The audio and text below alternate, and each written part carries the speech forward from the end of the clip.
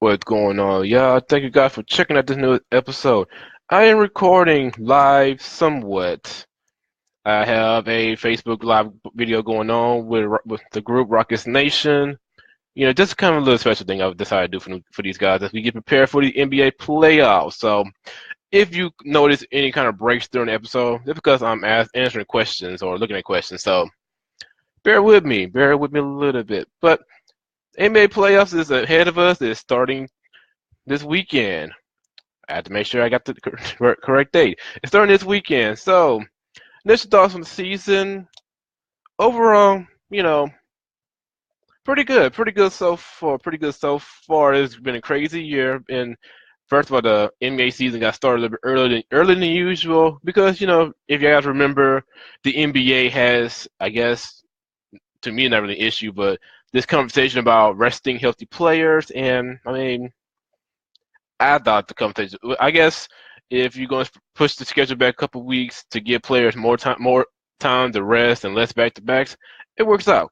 Cool, cool with me. Doesn't mean that players not going to rest because, come on, we've been through this road, right?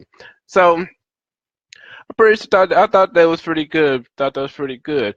Also, recent NBA news: the Knicks have fired their coach Jeff Hornacek. The Magic fired Frank Vogel, their head coach, and the Hornets fired Steve Clifford. And yeah, that Steve Clifford thing is I don't know. That was an interesting one. That's probably the most shocking out of that one. So as far as the Knicks, get a job, Mark Jackson. I think he'll do good in New York. They need a PR since yeah. But anywho, other new NBA news, at the top of my head, I should say. Congrats to the Timberwolves, which I'm going to be talking about a little bit later on. They did beat the Nuggets in the last game of the regular season to get to the playoffs. I watched the game. I watched a little overtime. Pretty good game. It went down to nitty gritty. Good win for everybody. So I think that's like the top news that I can think of. So let's just get into it, right? Let's get to this. So we're gonna get to the East. We're gonna look at the playoff bracket. So my initial thoughts, man, is Golden State got lucky. I would say that. I don't know they lost to the Utah Jazz on purpose, but they did get a little bit lucky. They get to avoid the dreaded OKC Thunder, and that would have been a hell of a series, especially with Steph Curry out. A hell of a series. But anywho, that's just the initial thoughts on that. So let's get into what's going on, and I am currently typing in the notes so people can listen on with me. The Eastern Conference playoffs. We're gonna go with that first. First round, the 8 seed versus the 1 seed. We have the Washington Wizards versus the Toronto Raptors. So the series was 2-2, neck and neck in a way. As we know, the Raptors did get the best record in the East, Atlantic Division champions. They broke their regular season record with 59 wins in the season, and really, I would say that they're one of the better defensive teams in the NBA, especially when it comes to playing against teams that like to shoot the three ball. What's up, Rockets? But I would say this, and there's the question of which team is going to step up because as far as we know, the Raptors has always been that team that's always been consistent in the playoff. I don't want to say the playoffs, but at least the regular season, they've been winning games lately. The last few years since Kyle Lowry showed up, they've been winning games. The issue has always been they seem to always come up short. Their best season in terms of playoff run was the Eastern Conference Finals a few years ago. I think it was like LeBron's first year back in Cleveland when they made the conference finals. So, and then the Wizards, of course, they just seem to can't never get right. I don't know if whether it's issue between John Wall and his teammates or just the coaching itself. They always seem to come up short. So, which team is going to step up? Will it be the Wizard? Will it going to be the Raptors? I mean, as far as my prediction goes on that, I really think that it's going to go 7. It's going 7 games. Like you would think that it's easy to be like, maybe the Raptors will sweep them because they do have the best chance percentage-wise to sweep a team because no every first round since 2004 has featured a first round sweep, but I don't think it's going to be the Raptors that do the sweeping. So I think it goes 7 games, and I'm going to go with the Raptors because Game 7 at home is always always important. So we're going to move on to the 7-2 matchup in the East. We have the Milwaukee Bucks versus the Boston Celtics. Now, of course, it's another series that was tied to at 2 apiece. And as we remember for Milwaukee, they did fire Jason Kidd mid-season. So the fact that they're even making the playoffs is pretty damn good, especially since the East was a little bit better than years past. Also, remember the story on Boston. They lost Gordon Hayward at the very first game of the season. I don't think it was in the first half. They lost Gordon Hayward and a gruesome injury. I don't even want to speak about that no more. And they lost Kyrie Irving within the last month or so. And there's another defensive team that is top. I think this is the top defensive team as far as the efficiency goes. So I don't know what you guys think about this round, but I honestly, you know what? I also it's important to note that Milwaukee did get Eric Bledsoe from Phoenix, so they had a little bit of firepower right there too. And I guess the question to me is, can Boston overcome having pretty much 2 of your biggest acquisitions out? Can they handle it? Because now you got to deal with Milwaukee. You got the Greek Freak. He's not a scrub. And a text just commented, Jabari Parker. He is back with the Bucks too. So that is just added firepower to Milwaukee. So it is Boston. It's not looking good for Boston because everybody figured Boston at least would make the conference finals because they did last season, and they wasn't number 1 seed last season. I don't know if it's enough. Actually, I'm going Milwaukee in 7. That's just me. I'm going Milwaukee in 7. I don't know if Boston can overcome it. They probably can, because they have been playing, I guess, okay down the stretch, but I don't know. I don't see it. I don't see it personally. So I'm giving Milwaukee in 7. They probably the one I'm wrong in, but you know. But we're gonna move on to the 6-3 matchup. This is my personal favorite matchup for all the reasons. We got the Miami Heat, the number 6 Miami Heat versus the number 3 Philadelphia 76ers. And the first thing I think of is Whiteside versus Embiid. Yes, yes, yes. Give me that matchup all day, every day. 82 games a year. Just give me the matchup. Now, of course, unfortunately, Joel Embiid is going to miss the first game due to a broken face. Yeah, damn. Okay, folks, damn.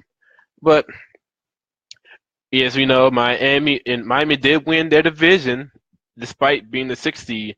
And this important to note, this is why the NBA changed the rule. The Miami Heat are the 6th seed, but they did win their division. The biggest criticism that the NBA, one of the biggest criticisms is that you have the top 4 spots open for division winners. And that was fine and stuff until you have a situation where the division winner has less wins than like a lot of teams.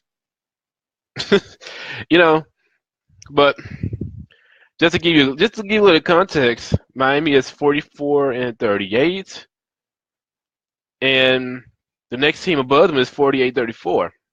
So you would think that kind of reason why they made the rule. So, but again, Hassan Whiteside, Joel Embiid, I would take that matchup. I'm already going 7 games with it, And of course, we have Ben Simmons, who I'm going to talk about later on. And for the conversation now is of course, the story around Philadelphia is the process. It's the intentionally tanking games. It's sitting out Joel Embiid. It's sitting out Ben Simmons for the year. It's sitting out Markelle Fultz for most of the year due to whatever injury he had going. And it seems that at least right now the process has worked. I mean, it's like you would think that the process has worked. So and right now they have just about the easiest path to the finals. I'm just looking at that bracket. The 76ers are in the same bracket as Boston and Milwaukee. So I'm picking Philly in 7. I think it's that close. I just want in the 7. It might be less than that, but I want them in 7. And they have the same bracket as the Boston Celtics and the Milwaukee Bucks. I think they could take them two teams on any day.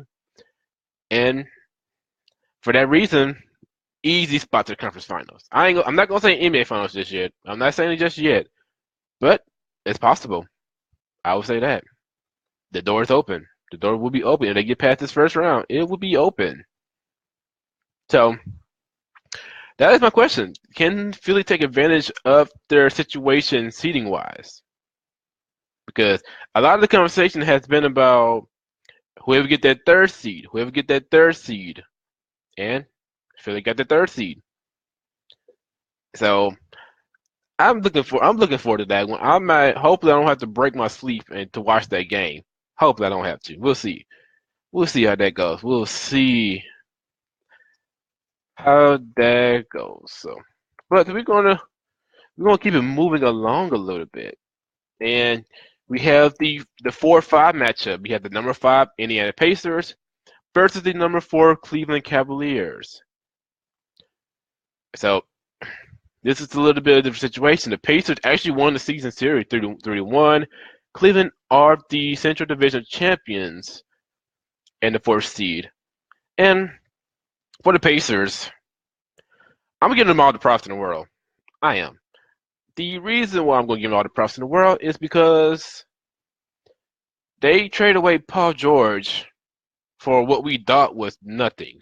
Like, can nobody tell me that Victor Oladipo was going to shine this season? Nobody can tell me that. But he has. So,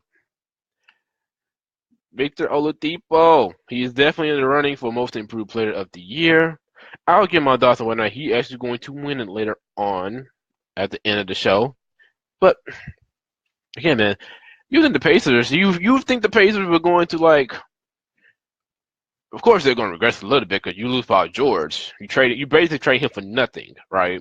At least was assumed to be nothing. And you would think they're not going to even make the playoffs, but they are in the playoffs. So, and Victor Oladipo is a big reason why they're in the playoffs. So, but then we get over to the Cleveland Cavaliers, who had just as much as an interesting offseason as anybody. Now, of course, Cleveland dealt with the Kyrie demanding to be traded. They dealt with the, actually they literally gutted their entire roster within a season. Like, you changed your entire roster and you still managed to get 50 wins and the division championship. That's not supposed to happen. That's not. You trade.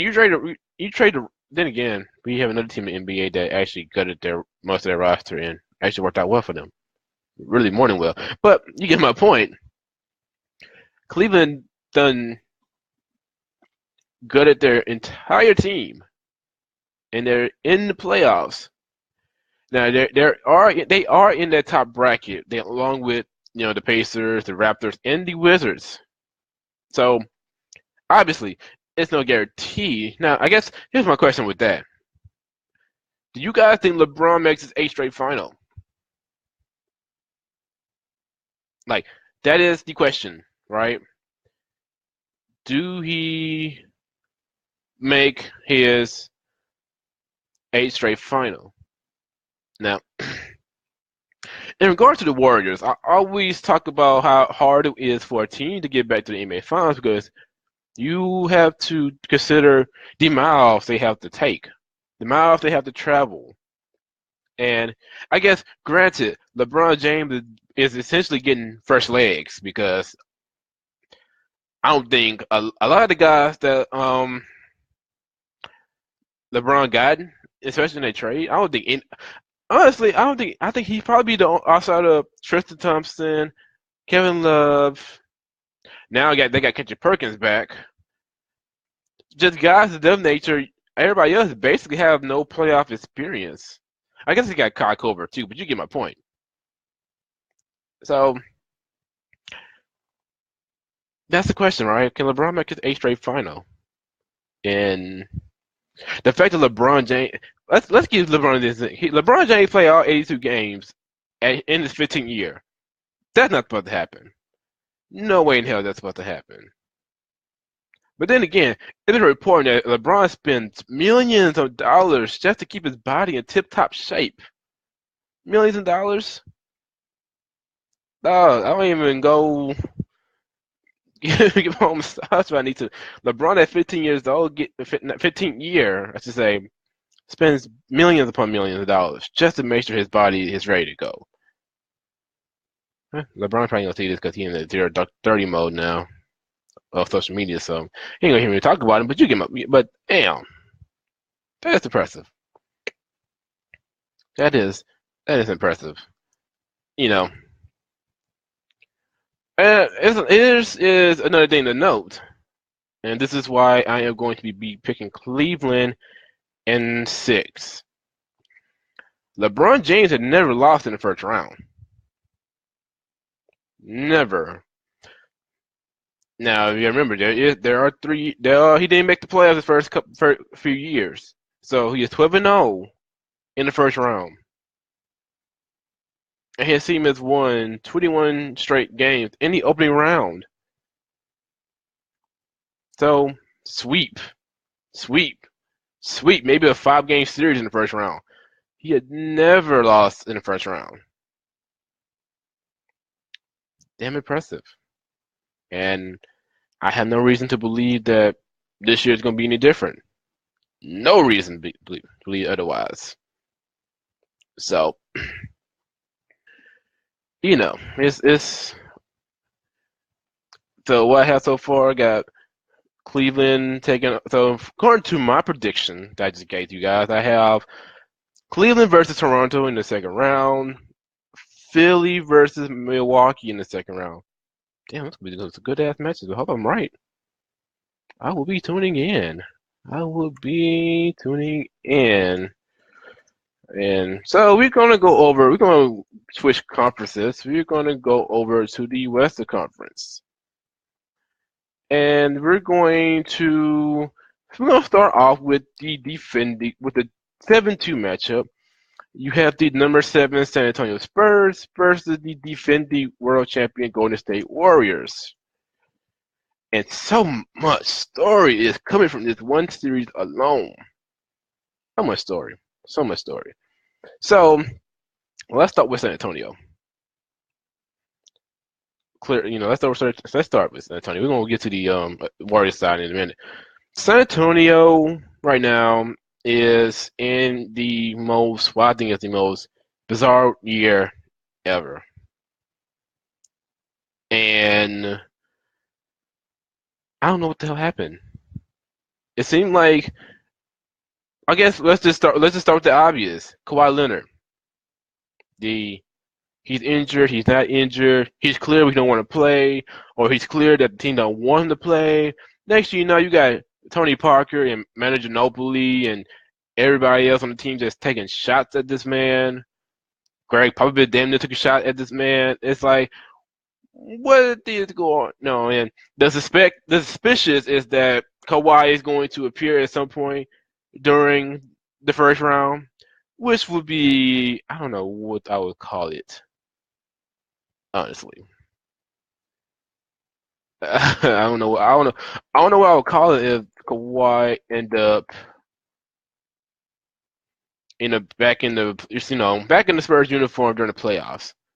Because remember, Greg Popovich did say that he'd be shocked if Kawhi plays this year. I would assume that he meant the playoffs as well. Don't know. But So you have that situation, and you have this stat from the Spurs. They are over the last 4 seasons. The Spurs are 6-12 against the Warriors. 6-12. That is the worst win loss versus any team, including the playoffs. That's pretty bad. Obviously, it's obviously a bad thing. Really. Then again, saying that in the past 4 seasons is the same because that's when Golden State started a little run. So where we going with that? So the Warrior side of things. Now the Warriors, I would say, is going through what a lot of dynasties go through. And when I say dynasties, teams that are dominant for at least 4 to 5 years, I guess you win a couple championships and within those years. And let's just call it for what it is. And this is one thing that I've been preaching for a while. At some point, the Warriors' dominance is going to end. Why it's going to end? It's the nature of how sports work. It's the nature. It's just how it is, right? So let's just think about it. You think about the Lakers back in the 80s. At some point, they had to lose everything and start all over. You talk about the Pistons, the bad boy Pistons. At some point, they lost everything and start all over. You talk about the Rockets, who got their couple of championships when the Bulls were going through their own little run. And at some point, you have to start rebuilding over. Even what looked like the Spurs are going through, at some point you have to step back and tweak some things. Miami included. Miami Heat, same thing. After their 4-year run, you might have to step back and rethink some things.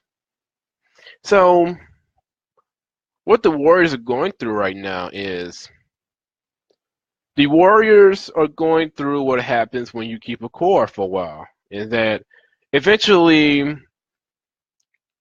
regardless, what we started in Warriors this season was what I expected.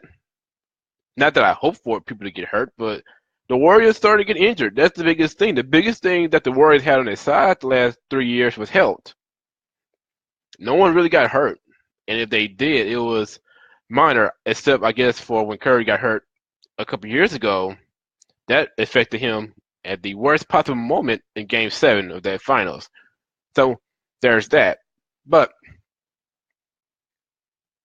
a lot of teams, the Warriors are going through a situation now where even though you have Kevin Durant on your team, you're going through dudes getting hurt.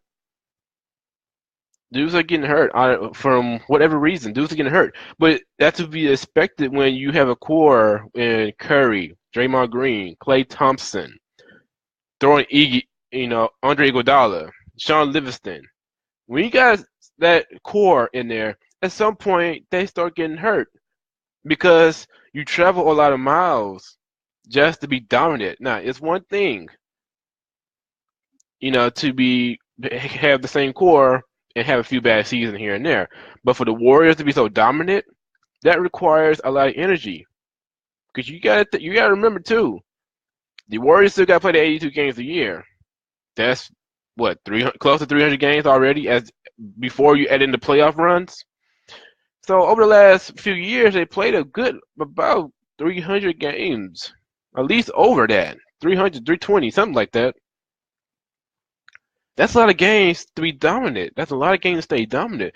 Now, we said, and even like going back to LeBron James, the fact that he made 8 straight finals is insane. But the one that LeBron James had on his side was that he changed. He essentially changed teams every couple of years. He always had first legs on his side, and everybody and the rest of his teammates. The Warriors don't have that. They have each other.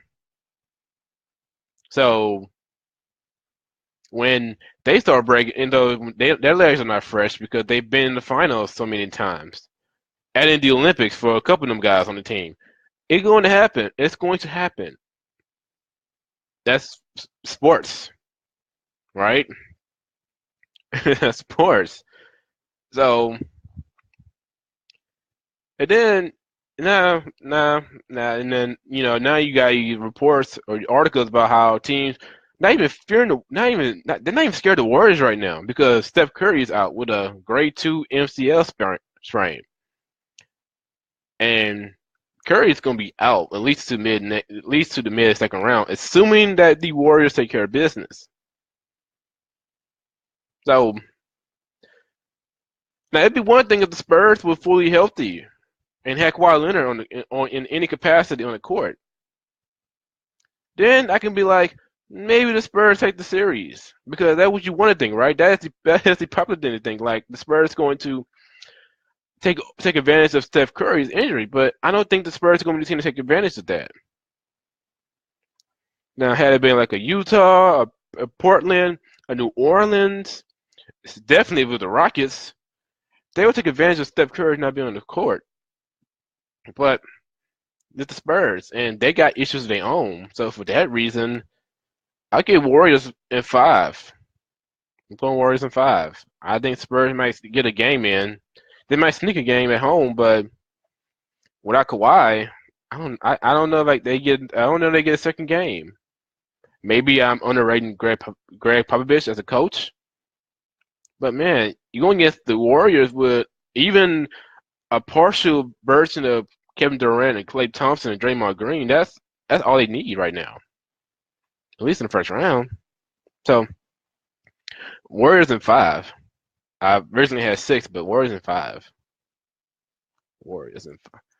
We're gonna move forward though to our 6-3 matchup. We have the New Orleans Pelicans as the 6th seed versus the Portland Trailblazers as the 3rd seed.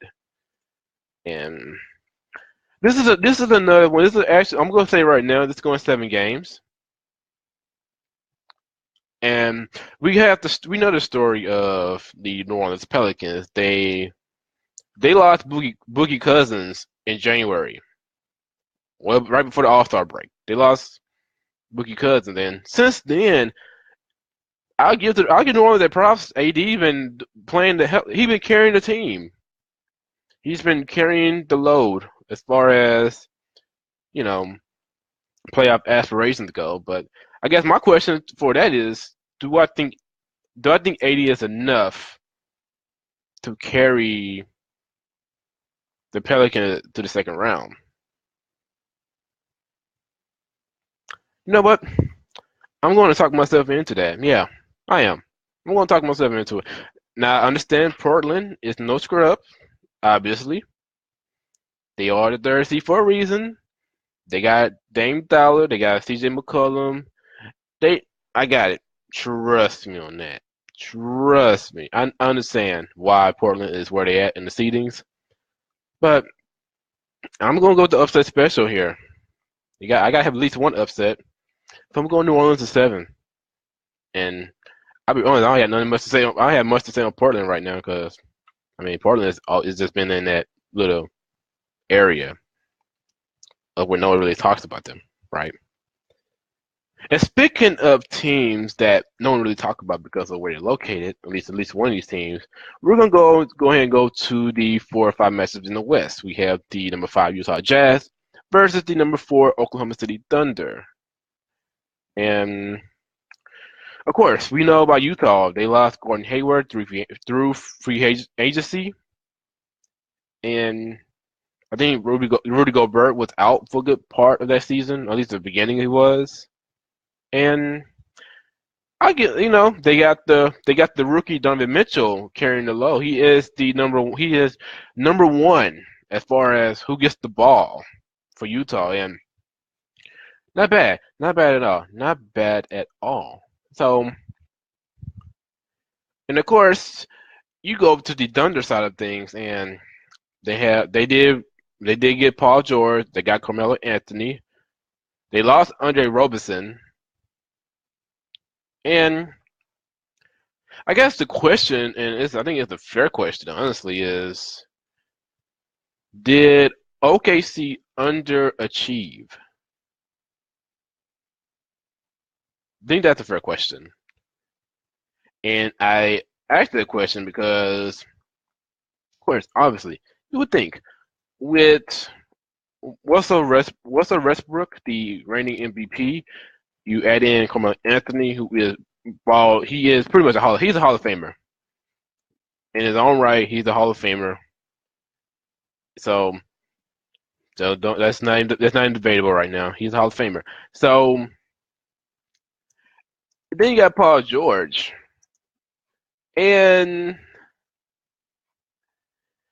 you know you would I don't know what I can't remember the projection. I guess the projection is right where you would thought they would be, but just looking like last year without Russ, I mean without those two guys and just Russell Westbrook, they went 47 and 35, and this year they went 48 and 34. So you're telling me that adding in those two guys gets you one extra win and two seeds up due to a technicality with the tiebreakers. So, so here's the question. And do OKC do what they are projected to do? Are they? Because let's be honest. I mean, and I only ask the question because you would think too. They can't be a threat. Now you talk about who's the biggest threats to the Rockets and the Warriors. OKC has to be at the top of the list. They have to be because again, you cannot dismiss the fact that they have Westbrook, Melo, and PG-13. You cannot dismiss that. That's hard to dismiss. That's really hard to overlook. Plus, they got Steven Adams too. That's hard to overlook. So it's important to know. It's important to ask that question. Do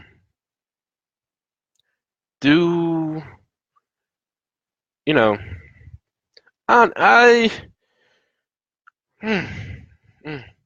I'm be honest with you. A lot of something that keeps telling me that Utah is going to come up with the upset, and maybe in large part that's due to the player Westbrook. And not saying that I'm hating on Westbrook because he won MVP. I'm just saying it's that it would be due to Westbrook that they fail because yeah we can average the triple doubles. Cool, he can average another triple double for the season even though you only get one extra win out of it. Hey, I'm cool with that. That's fine with me. But I guess then again, that's just the question: is there enough triple doubles in the world to help them get past the first round? Because now you have a Utah team that has nothing to lose. They wasn't supposed to make the playoffs. They lost Gordon Hayward in free agency. They was not supposed to be where they at right now. They're not supposed to be there. No, there wasn't. Ain't no way in hell they were supposed to be so damn good already. Especially with a rookie running the show. Well, they are here. They are here. And I will give them I guess it could be another upset. I'll get Utah in 7, even though technically a 4 or 5 upset is not really an upset. So I give it to Utah. Utah in 7. I think so. All right, now we're gonna go to the 8-1 matchup in the West. We have the Minnesota Timberwolves versus the #1 Houston Rockets. So let's get into it. The Rockets swept the T-Wolves 4-0. The Minnesota Timberwolves got in the playoffs off of one final victory over the Denver Nuggets. Of course, the big story, at least for Minnesota, is they got Jimmy Butler. And this is the first time they made the playoffs since, 14 years ago. And 14 years ago, I was doing nothing but watching Janet Jackson get her wardrobe malfunction on live TV. But that's been that long. And think about this: Latrell Sprewell was in the league last time the T-Wolves made the playoffs. Think about that. Right, right. So Jimmy Butler joined the T-Wolves over the season. Also joining the T-Wolves is Tom Thibodeau, who has the reputation of running his players into the ground. And of course, you got Karl-Anthony Towns and Andrew Wiggins, all the good stuff, right? It's a feel-good story for the Minnesota Timberwolves. They just made the playoffs the first time ever, and it may come to a crashing halt. Because we know the story of the Houston Rockets. Rockets got embarrassed in that game 6 last season against the Spurs. They traded for Chris Paul. They gutted the entire bench for Chris Paul and somehow got a better bench for Chris Paul. Where did that happen at? You tell me. Also, they not only get the number one seed in the West, the number one seed in the entire NBA season. They are the only team to end the season with over 60 wins. They end the season 65-17, and that is pretty big. The number 65 because now they are the 21st team to win 65 games in a season. 15 of the last 20 went on to win the NBA championship. So if you're a betting person, do with that information what you will. Do with the information what you will on that, right? So here's a couple questions, and hopefully, people really, when people hear this, they really think about it. And so the first question, basically, actually, you know what?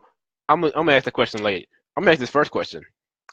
Out of Mike D'Antoni, James Harden, and Chris Paul, who is the one person that is under the most pressure to succeed? And the crazy part about that question is, if you say all three, you still be right, because this is basically why this marriage even began. Because let's start with the coach, Mike D'Antoni. He is the inventor of the small ball. He is the reason why Golden State is as good as they are right now, because of him. Was running Steve Nash at the point, having a Monty Star. He started the small ball era. That's Mike D'Antoni. That is Mike D'Antoni's baby. He started the era over there in Phoenix. And remember, he also got 2 MVPs out of Steve Nash over in that system. Yes. Also, he's the one guy that win the game, but always falls short, especially when it comes against the Spurs. So. But he also the same guy that did not make it in LA. He also the same guy that resigned as the coach of the Knicks. Then again, the Knicks are a terrible organization right now. Can't really blame them. To be honest with you. But so for a legacy standpoint, that is Mike D'Antoni's, because now you're in a situation with Mike D'Antoni. This is probably his last team. Yeah, that is where we're at right now. This is the situation where Mike D'Antoni is in his last. It's probably his last good shot. Because think about it, Mike D'Antoni is 66 years old. He's been doing this coaching thing forever, and still has not even cracked the NBA Finals. He coached well over 1,000 games. He is 575 wins, over 470 losses, which is, obviously over half. But again, Mike D'Antoni, for a legacy standpoint, might have the most pressure. Now, we're going to get over to Chris Paul. And Chris Paul is, by all in his own right, probably, at very least arguably, the best point guard of all time. Now, of course, you have the old school people that would say otherwise, but CP3 has been what a point guard, the point god, should be. He has been. That and more. From playing from the Hornets, well, I guess the Pelicans, you should say, to the Clippers, not here. Now we got a player in CP3 who has never made it to the conference finals. Insane. You think CP3 actually made one? I mean, hell, at least Melo made one, right? So CP3 obviously chose the Rockets because he's like, hey, I gotta win now. I have not made it to the conference finals in my whole career, and he's 32. He's 32 years old. Now, granted, it's not as if this is his last season ever, but again, he is 32 years old. That matters a little bit. I will say this too. I think a lot of people, I guess, for understandable reason, did not think that he was going to drive in the system, and he has more than drive. It's like his career has been extended because of it. But so CP3 has to make a conference final. Rockets has to make the conference final for CP3. And then of course we have James Harden. He is wildly insane. He's wildly talented. He is very good, obviously. But when it comes to the playoffs, it has not been that great. Now, call it for what you want, but James Harden in the playoffs has been a failure. And it's not me taking an opportunity to bash on James Harden. It is what it is. I mean, just going back to the 2012 NBA Finals. Where the hell was he against the Heat? Where was he? Right? Where was he? You know. And of course, we have to bring up his playoff time in Houston when they play against the Portland Trailblazers. Where the hell was he? I think Dwight Howard that year had a better playoffs than Harden, and that's not supposed to happen in any situation. No situation at all. Then against the Warriors the year after when the Rockets did. Actually, you know what? We're going back to when the Rockets made the conference making the conference finals against the Warriors. Before that, Harden was on the bench while the Rockets made an incredible 20 point comeback against who else but CP3. And we know how that story goes. And Harden rode the bench. Not saying that maybe it was just a coincidence. Maybe it was just a matter of hey, Mikal wanted to let the hot hand ride, but again, Harden was still on the bench when it came to it. And then, of course, that same year in the conference finals, Game 5, Game 6, however you want to call it, it was Game 5, excuse me, Harden had 12 turnovers. Yeah, not a good look. And I get it. You gotta watch the game to really understand the context of it, but still, even we watched the game, not a good look. I watched that game. And again, trust me, it's not me trying to bash on Harden, but come on, we got to be fair about this, right? And then we go to the next season, 41-41, barely making it to the playoffs at the last day of the season. His beef with Dwight Howard, again, that's irrelevant to his playoff situation, but it carried over to the playoffs because the Rockets got bounced again by the Warriors. And the most popular topic, the Game 6 against the Spurs. I do understand that Game 5, Harden was just out of it because Mike D'Antoni, for whatever reason, played only like 7 guys. What the hell was that about, right? So, but even still, that's irrelevant because James Harden Dame looked like he wanted to be. He was interested. Now, okay, chances are he was concussed. He was tired. What the hell ever. But again, Game 6 is what people are going to remember, right or wrong. I don't make the rules. I don't make the rules. So for Harden, it looks like he's going to finally get his MVP. But again, he got to show up in the playoffs. He got to show up in the playoffs. That's just what it is. Playoffs, playoffs, playoffs. We got to show up. I guess is go to my next question. MDA says that rings are not everything, and I agree with that mostly because rings are merely a team accomplishment. And unfortunately, this is why I think it's the most retarded shit ever. The rings culture created by Michael Jordan and the Bulls. That if you don't win a ring, then you don't. No, don't get me wrong. I'm not going to sit here and say that the Rockets' season is diminished because they did not win a championship. Now their postseason can be diminished, but the regular season was fucking epic.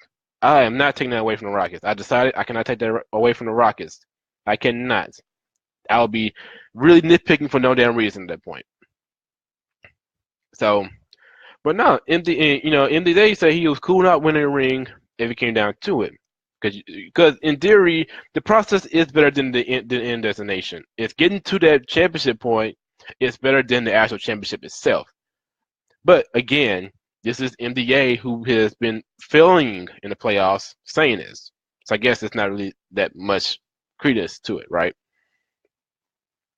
So, and I'll say this too. Looking at the bracket, the Rockets may have the toughest road to the NBA Finals, assuming they make it there. And to that I say, okay, the Rockets they won 65 games, the best record in franchise history. They beat virtually every team, especially every team in the playoff, except for the Raptors. So this idea that the Rockets have a hard road ahead of them, I'm not buying it. I'm not buying that shit. The reason I'm not buying it because I know the Rockets can be good. The Rockets can win the blowout games. They can win the ugly games. They have all the wins that you need. They can survive when a team comes back from 20 points down on their behind. They can survive that. They learn how to survive that. And for that reason, I feel like they can make the championship. Also, Rockets in 5 against the T-Wolves. But, I believe they can get to the promised land. They have shown that they're capable of doing. Their bench is much better than last season. And last season's bench was pretty damn good. So I'm not buying all this talk about the Rockets have the hardest road. I'm not buying that. I'm not buying it. Nope. No. So we're gonna move on to the BPI from ESPN BPI NBA title chances. The Rockets have the best chance at 37.4%, Toronto at 28.1%, Golden State at 18.5%, and Boston at 4.8%. So take with that what you will. Doesn't mean anything. It's just chances, right? Also, since the current NBA playoff format was adopted since 83, four seeded teams. I said a whole 4 teams that were fourth or worse made the NBA Finals. There we go. And the Rockets are the lowest seed to win the championship at the 6th seed. We should add that in there as well. And there's a chance that there's a 23% chance that one makes it this year. Say with that what you will. Also, only 4 teams have reached the NBA Finals in 4 straight seasons. The Warriors and Cleveland can make that list if making the 6 teams of that nature if they survive the gauntlet, which is going to be hard because again, you're adding a lot of miles. Also, there has been at least one sweep in the first round of the NBA playoffs every year since 2004. The Raptors have the best chance to sweep the Wizards. The Rockets are second behind them. I do not think there's going to be. I do not see a sweep this year. If anything, the only sweep that I would give, if one, is the Warriors against the Spurs. That's the only one I would probably give. But outside of that, no, no, no, no, nah, nah. All right, so and also obviously after the NBA Finals, we have the NBA awards, and this will be the last thing I speak on today. I'm just gonna give you my quick rundown who I would vote for. So first things first, we have the Rookie of the Year. And I'm going to say right now, I said before, I'm going with Ben Simmons. He has been balling. Not saying that Donovan Mitchell has not been balling. Jason Tatum has been balling. Kyle Kuzma has been balling. Even that Laurie dude from Chicago been balling in his own right. I'm going with Ben Simmons, hands down. And yes, I get the whole argument about he had a chance to play with an NBA team last season. He just can't quite be Rookie of the Year. I understand why people are upset about the fact that he's in the running. But whatever. He is. I think he's the Rookie of the Year. Moving on from that. Okay? Nothing much, not much more debate that needs to be had from that. Also, moving forward with the awards is the Coach of the Year. Now, there are at least four guys easily that should win it. You got Dwayne Casey with Toronto because they got the best record in franchise history. Brad Stevens in Boston because they survived the Gordon Hayward injury and the Kyrie Irving injury so far. Quinn Snyder for Utah because they lost Gordon Hayward and they made the playoffs. And you had Mike D'Antoni who won it last season for also getting the Rockets to their best franchise regular season wins in history. And because he has the best offense of history. Like, you can Google that. So, you know what? I'm going to go with Dwayne Casey. I am. I'm going to go with Dwayne Casey. I give it to him. Moving on. The Sixth Man of the Year. Last season, Eric Gordon won it. And I would like him to win it again, but I think it's going to go to Lou Williams. He's been balling. Eric Gordon had hit and miss games. Lou Williams been balling. Also, the most improved player. This is a little bit of a. This is a good one. Yeah, Victor Oladipo, Clint Capella, and the Greek Freak. Also, Julius Randle, who unfortunately broke his leg. Yeah, about a year or two ago. And you know what? I'm gonna go ahead. I think Victor Oladipo has more of an impact because he's like a more important option than Capella is on the Rockets. So I'm gonna give it to Oladipo. And Defensive Player of the Year, Rudy Gobert, Joel Embiid, Anthony Davis, Paul George, Draymond Green. I believe Draymond won it last season. I believe I can't remember off the top of my head. I'm giving it to. I'm gonna give it to Anthony Davis. I would pick Anthony Davis. I mean, it doesn't mean I watch enough games of the Utah Jazz, so don't hurt me on that one. And last but not least, the MVP award, the most valuable player. And I'm not even going to take James Harden. I don't know why hell I'm even wasting my time. James Harden been James Harden from the beginning of the season to the end of the season. I do not. Now, if you want to have a conversation who should be second, I'll give it to Anthony Davis before I get to LeBron James. Yeah, sue me. But so there you have it with the NBA far as the regular season goes, far as the playoffs goes. And my awards that I would give out if it came down to it.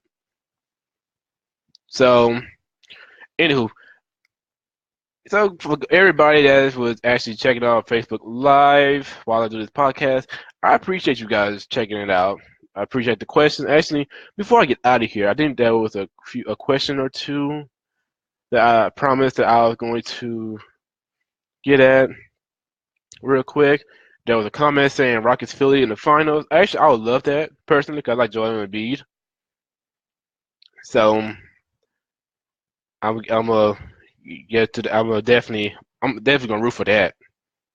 Definitely, definitely. Um, a question was asked about Kawhi Leonard, where he's gonna be at next season. I don't think it's gonna be the Rockets. I would like it'll be interesting. I don't really see it personally. I think he's gonna go where he can get some money at, and I don't know he's gonna get that much money with the Rocket that he would, let's say, in LA or so. Also, I must give a minimum honorable shout out to Markel Fultz because he came back and he's been balling. I think he's now the youngest player to get a triple double.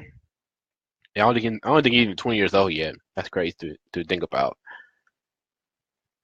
As far as the biggest key for the Rockets to win a championship, it's gonna have to be that defense. They have to keep it up. Now they did lose in Mute. He has been pretty much the best defender net plus wise for the Rockets. So it's gonna be he's gonna be missed, but he's not gonna be a big blow to the Rockets' efforts. Not a killer blow, but he's a big blow, I should say.